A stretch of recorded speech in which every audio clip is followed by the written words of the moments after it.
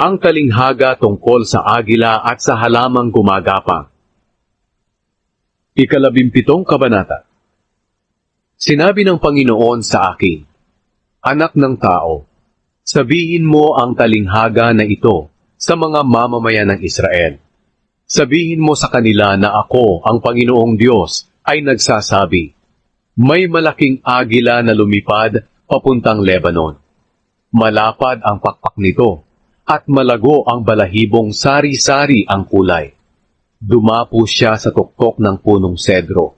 Pinutol ang umuusbong na sanga, at dinala sa lupain ng mga mangangalakal, at doon itinanim.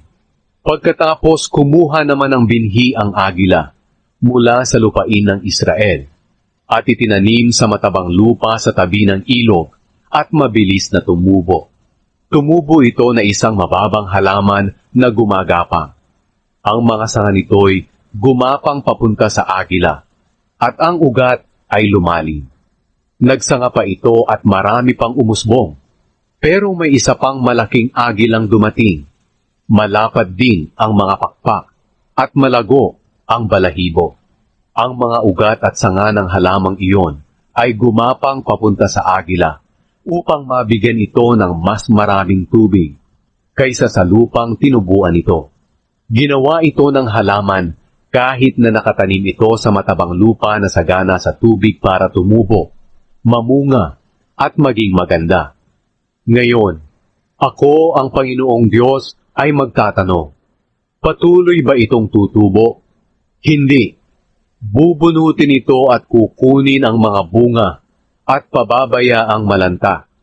Napakadali nitong bunutin. Hindi na kinakailangan ng lakas o maraming tao para bunutin ito. Kahit na itanim itong muli sa ibang lugar, hindi na ito tutubo. Tuluyan na itong malalanta kapag nahipa na ng mainit na hangin mula sa silangan. Ang kahulugan ng talinghaga. Pagkatapos sinabi sa akin ng Panginoon, Tanungin mo ang mga mapagrebeldeng mamamayan ng Israel kung alam nila ang kahulugan ng talinghagang ito. Sabihin mo na ito ang kahulugan. Pumunta ang hari ng Babilonia sa Jerusalem, at binihag ang hari nito, at ang mga tagapamahala, at dinala sa Babilonia. Kinuha niya ang isa sa mga anak ng hari ng Huda, at gumawa sila ng kasunduan. Pinasumpa niya ang anak ng hari na maglilingkod sa kanya. Binihag din niya ang mga marangal na tao ng Huda upang hindi na makabangong muli ang kahariang ito at hindi na makalaban sa kanya. Ang kahariang ito ay mananatili kung ipagpapatuloy niya ang kanyang kasunduan sa Babilonia. Pero nagrebelde ang hari ng Huda sa hari ng Babilonia. Nagpadala ng mga tao sa Ehipto ang hari ng Huda para humingi ng mga kabayo at sundalo. Pero magtatagumpay kaya siya? Makakatakas kaya siya at makakaligtas sa parusa dahil sa pagsira niya sa kasunduan sa Babilonia?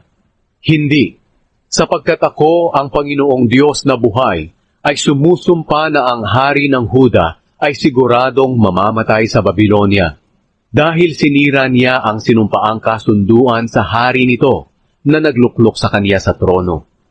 Hindi siya matutulungan ng paraon sa digmaan, pati na ang napakarami at makapangyarihang sundalo nito kapag sumalakay na ang mga taga-Babilonia para puksain ang maraming buhay. Sinira ng hari ng Huda ang kasunduang sinumpaan niya sa hari ng Babilonia, kaya hindi siya makakaligtas. Ako, ang Panginoong Diyos na buhay, ay sumusumpang parurusahan ko siya dahil sa pagsira niya sa kasunduang sinumpaan niya sa pangalan ko. Huhulihin ko siya at dadalhin sa Babilonia, at dooy paparusahan ko siya dahil sa pagtataksil niya sa akin. Mamamatay ang kanyang mga sundalong tumatakas, at ang matitira sa kanila ay mga ngalat sa iba't ibang lugar. At malalaman ninyo na akong Panginoon ang nagsabi nito. Ang mabuting kinabukasan na ipinangako ng Diyos. Sinabi pa ng Panginoong Diyos, Kukuha ako ng usbong sa itaas ng punong sedro. at itatanim ko sa ibabaw ng pinakamataas na bundok ng Israel. Lalago ito, magbubunga at magiging magandang punong sedro. Pamumugaran ito ng lahat ng uri ng ibon at sisilong naman ang iba't ibang hayop sa ilalim nito. Sa ganoon, malalaman ng lahat ng mga punong kahoy sa lupa na ako nga ang Panginoong pumuputol ng matataas na punong kahoy.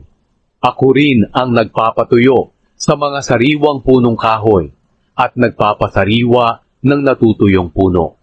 Ako ang Panginoon ang nangako nito at talagang gagawin ko ito.